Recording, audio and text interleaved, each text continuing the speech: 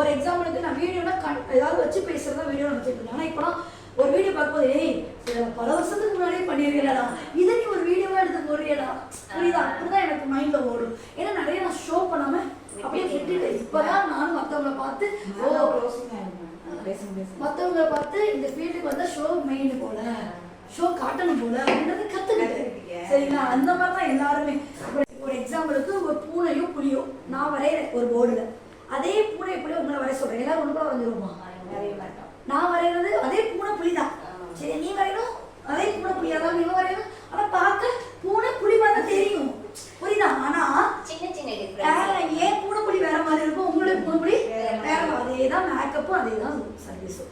Makeup நான் போடுற makeup ஒரே ப்ராடக்ட் வச்சு போட்டாலும் என்னோட ஸ்டைல் அங்கே வேற, உங்களுடைய ஸ்டைல் வேற. அதுக்குன்னு நான் பண்ணுறதா பெஸ்ட், நான் பண்ணுறதா கரெக்ட் அப்படின்னு யாரையும் நம்ம மட்டம் தட்டி பேசவோ கூடாது. அவங்கவுங்க பண்ணுறது அவங்கவுங்களுக்கு பெஸ்ட்டு. ஸோ நம்ம ஃபீல்டில் நம்ம என்ன பண்ணுறது மட்டும்தான் பார்க்கணும். மற்றவங்களை குறை சொல்லி அவங்களை கீழே இறக்கி நம்ம மேலே வந்து எக்காரணத்தோடு நினைக்கக்கூடாது.